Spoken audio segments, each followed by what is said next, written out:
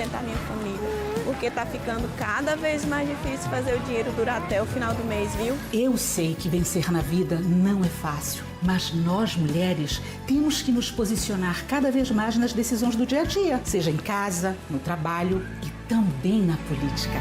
Venha para o PRD 25.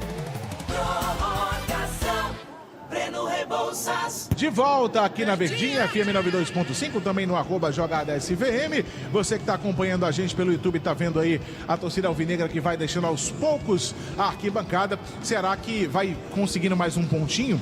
E com isso, o vovô se distancia um pouquinho mais da zona de rebaixamento. Lembrando que Santos e Palmeiras segue 0-0. Com o resultado de 1-1 para Ceará e Fortaleza na noite dessa quinta-feira, a classificação a gente vai trazer aqui para você a parte de baixo. Fortaleza fica com 31 pontos e não sai da vice-lanterna, tá? O Leão, com 29 pontos, desculpa.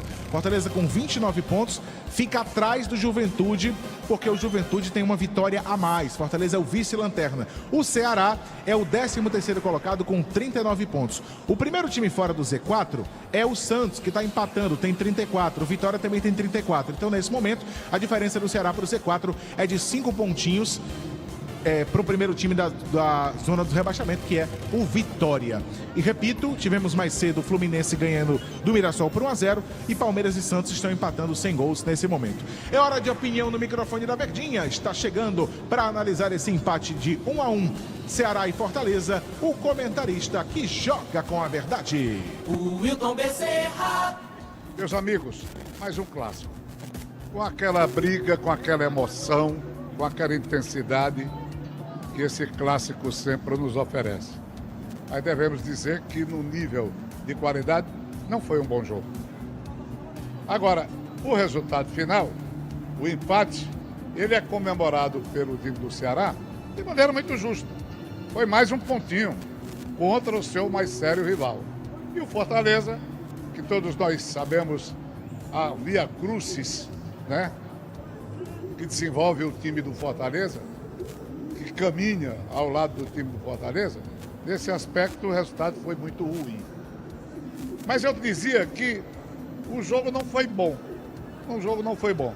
O Fortaleza anunciou um 4-2-4 que não se consolidou, que não se materializou. Qual era a ideia? Fazer com que Herrera e... não foi nem o Breno. O Breno jogou pelo meio e o Moisés pelo lado esquerdo. Que sem a bola eles deveriam voltar, né? Deveriam voltar, deixar dois jogadores mais à frente. Enfim, uma manobra que não se materializou, volto a dizer. Não vi nenhuma preocupação do Moisés de retornar, mesmo porque o ala do Ceará não apoiou muito. Pelo lado esquerdo, eu diria que é a mesma coisa.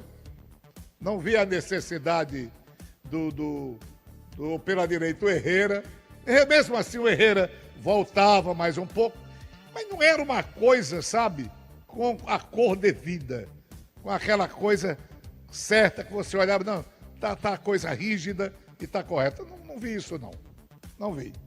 Por conta disso, o time do Fortaleza marcou um gol, bola parada, não totalmente parada, porque escanteio cobrado pelo Pierre, pro jogador Breno, cruzou e esse Barreiro foi lá entre os zagueiros e fez 1-0. Foi o que o Fortaleza fez no primeiro tempo. Foi o que o Fortaleza fez no primeiro tempo. Para quem imaginou que aquele sistema de 4-2-4 apresentaria um time do Fortaleza atacando com 4 e se brincar ainda chega mais gente no meio campo, porque isso pode acontecer. Isso depende do poder do time. Você pode atacar até com 6, até com 7. O time é que sabe se aguenta o Rojão. Perdeu a bola, a recomposição nos 30 metros de volta. 30 para ir, 30 metros para voltar.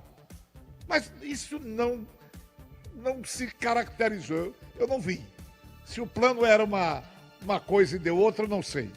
O fato é que 4-2-4 não deu.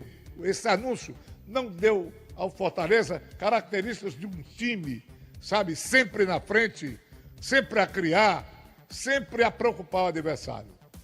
Quem jogou pra caramba, no meu modo de ver, e com carga pesadíssima, Foi Pierre e foi o jogador Sacha. Esses jogaram. Porque, na verdade, eles não tiveram nenhuma ajuda, nenhum recuo que beneficiasse, por exemplo, uma ajuda mais permanente para eles. Defesa Mancuso e o Bruno ficaram na dele, econômicos.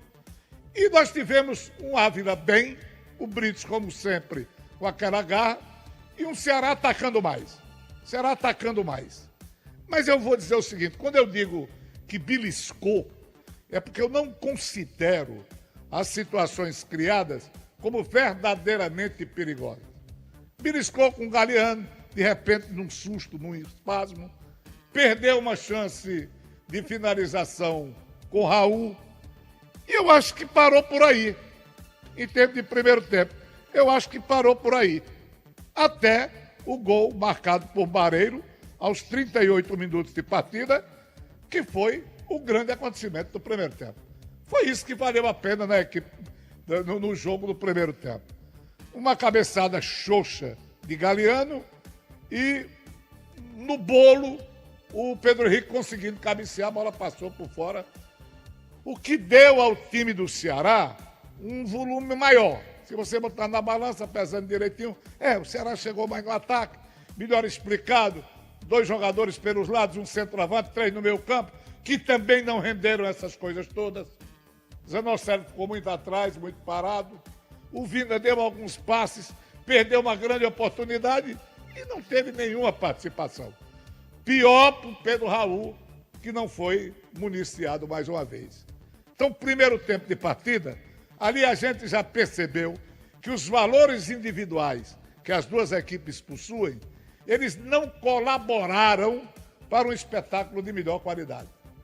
Foi o gol marcado, até 20 minutos o jogo estava uma murrinha danada, mal resolvido, aquele perde-ganhazinho safado, entenderam, senhores? Mas a gente até compreende. Isso me levou até a dizer que foi um primeiro tempo que valeu mais o coração do que propriamente a cabeça, o talento, a imaginação. Fomos para o segundo tempo de partida. O segundo tempo é como se fosse assim uma espécie de laboratório dos dois times. Eles foram tomando providências para remediar as coisas, para não deixar que a partida se arrastasse por completo. Por culpa, novamente, reitero, da má atuação de jogadores que poderiam dar uma contribuição maior. Cadê alguma coisa do Galeano? Cadê o Pedro Henrique? Pedro Raul eu até perdoo pelo isolamento. Cadê o sistema de meio campo, mesmo com o Dieguinho entrando no lugar do Sobral, que poderia render mais, tecnicamente falando? Cadê uma atuação mais convincente do jogador Vina? Não vi. No time do Fortaleza, os laterais, mais burocracia. O miolo respondendo. 2 no meio-campo respondendo pela pancada. E aí o que é que acontece? É como se o segundo tempo de partida fosse destinado apenas a remendos de lado a lado, daquilo que estava cortado, desmembrado. Um segundo tempo cheio de modificações, que aqui para nós também não ajudaram. Teve o gol do Pedro Raul, num dos raros momentos em que a bola levantada na área foi feita com categoria, foi feita com um efeito positivo, que foi o Marcos Vinícius, zagueiro, que tinha dado uma mancada absurda e possibilitando a grande chance do Herrera fazer 2-0. Aí, meu filho, aí não tem perdão. Perdeu, Marcos Vitor deu a mancada, ele pegou de frente e bateu, e o goleiro do Ceará fez uma grande defesa, claro, a bola meio em cima dele. Foi o que o Fortaleza fez no segundo tempo. E depois tome modificação. O que é que o Fortaleza fez? Mexeu, fechou a casinha, raciocinou que àquela altura do jogo, 1-0, era um resultado fabuloso para suas pretensões e deixou de lado qualquer iniciativa no sentido de atacar. Aliás, devo dizer até que o time do Ceará, saindo mais para o jogo, ele possibilitava espaço para o Fortaleza contra-golpear. Mas o ataque do Fortaleza, amorfo. Fosse com de novo, né? A dar uma certa sonolência, eu sei lá, esse belo jogador que é o Moisés, mas o Moisés, ele é excessivamente frio em ocasiões em que ele tem que esquentar. Ele, para lá, para cá, tenta uma jogada, é como se aquilo não representasse muito, foi mal. O Breno, dentro da esquematização inventada para o jogo, também não foi nem de perto aquele jogador atento pelo lado esquerdo, sendo a principal jogada do time do Fortaleza. E o Herrera perdeu um gol e é outro jogador que eu tenho a impressão que não continua mais não. Não dá uma contribuição, jovem jogador, o próprio Barreiro saiu, já se machucou, cãibra, não sei lá o que foi, fez um gol, mas não é um jogador ainda daquela movimentação que o time precisa.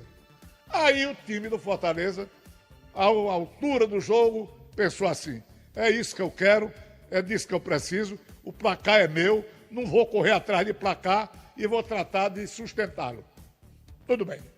No cálculo que ele fez, eu acho até que foi coerente, porque as soluções de ataque inexistiram, então ele deve ter feito, o treinador Palermo deve ter dito, bom, eu não consigo mais na frente, esse 1-0 já está demais, então eu vou tentar de segurá-lo, mantê-lo. Aí é aquela história que eu disse, quando você toma essa atitude, você acaba optando pelo saber sofrer. O que é saber sofrer? É você colocar o seu time todo na defesa, tirar a bola do seu campo, abrir mão muitas vezes até do contra-ataque, não fazer muita questão da posse de bola, mesmo porque aí não foi fazer questão da posse de bola, é porque quando ele mexeu e remexeu o time, aí a coisa ficou desordenada. Sem poder ofensivo, ele passou a povoar o seu campo, esperar o time do Ceará, anular o Ceará, o que aconteceu na maior parte das manobras, mesmo porque o que é que teve o segundo tempo, meus amigos? A chance do Herrera, que eu falei, e a chance do Vina aos 29. E o gol marcado aos 44 minutos de partida. O resto foi modificação, de lado a lado. O Ceará mexendo nas peças que não funcionaram.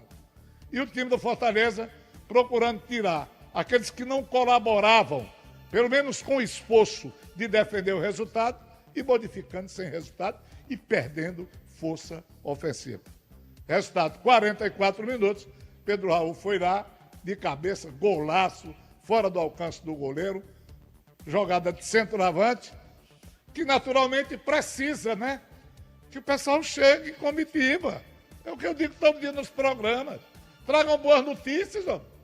Tragam notícias boas de casa, tragam dinheiro, tragam comida, tragam assistência, que o centroavante funciona. O centroavante não pode fazer tudo. Começou a armar jogada, ou começar a armar jogada desde o seu campo. No final das contas, você espreme bem as coisas. Ceará não fez uma boa atuação, Fortaleza também não. Esse placar de 1-1, que eu disse até para o Ian Laurindo hoje, quando ele me perguntou, o que é que vai dar o Wilton Bezerra empate? Eu estava farejando esse resultado. De modo, meus amigos, que para o Fortaleza foi ruim, vice-lanterna da competição, e para o Ceará mais um pontinho, razão pela qual a sua torcida comemorou efusivamente.